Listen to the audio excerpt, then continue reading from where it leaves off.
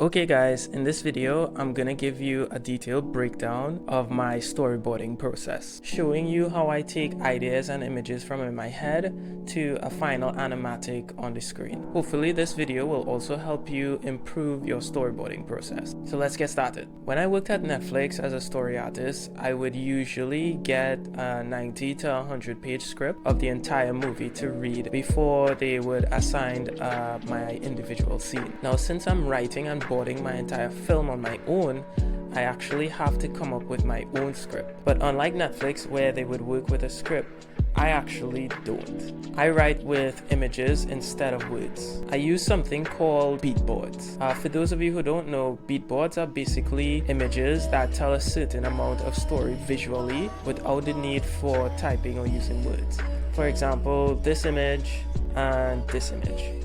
Now, before writers start writing their script, they would usually write a treatment. A treatment is an 8 to 10 page document that gives a detailed description of the story of your movie. Instead of writing a 5,000 word treatment, I did detailed beat boards of my entire film, only drawing key moments in the story. I wouldn't draw moments I wasn't really sure of. Doing the entire beat board process took on average about 1 month because the process requires a lot more thinking than drawing. Overall, for my film, I drew 100 to 110 beat boards. Once I finished the beat boards, this is where I would move into the thumbnailing process. Now, even though I love working digitally, I actually drew all of my thumbnails traditionally. There is something about working with a pen and paper that makes me less precious about how I draw and more focused on the flow of the story. I don't use any special tools to draw. I work with pretty much any pen I could find, to be honest. I work in my hardcover sketchbook, which is an 8x11 sketchbook. I used to work on single sheet copyright paper because when I worked on a scene at Netflix,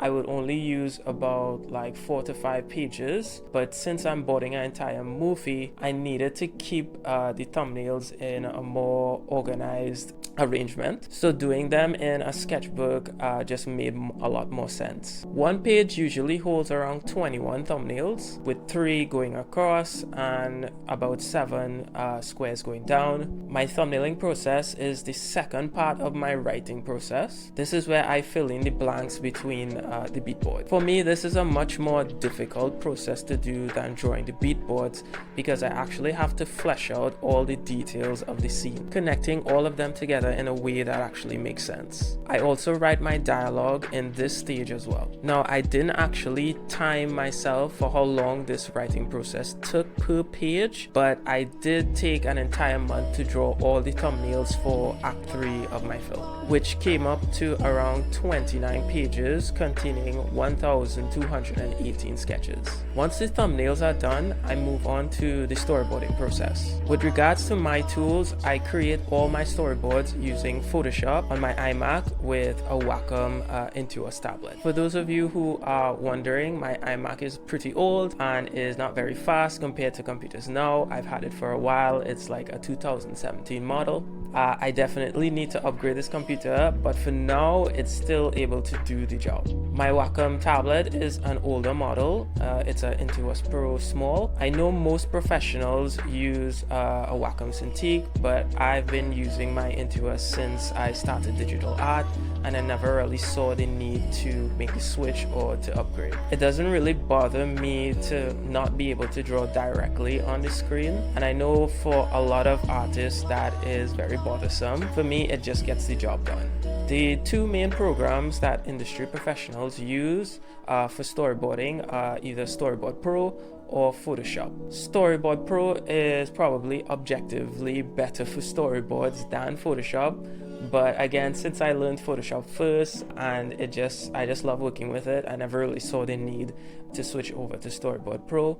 I probably will in the future, but for now, Photoshop is fine.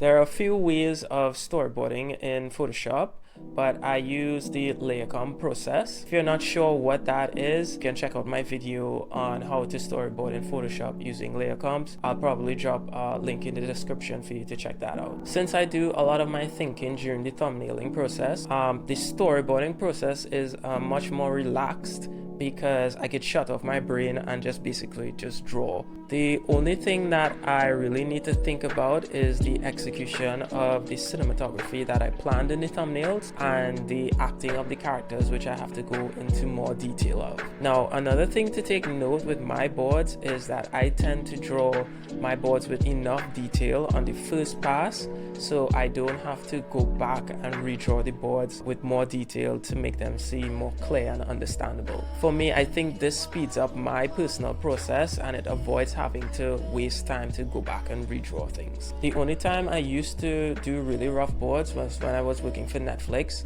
and the production required us to move really fast, and they would just say draw really rough boards and just turn them in because the schedule was just really crazy. I usually board about 5 minutes of the film before deciding to stop and focus on cleaning up and adding tone. Now, for the sake of presenting these storyboards in a really pristine way, my personal cleanup style is very detailed. This style is definitely not a reflection of how cleanup boards at a big studio are. Usually you never really have time to clean up your boards the way that I am cleaning up my boards.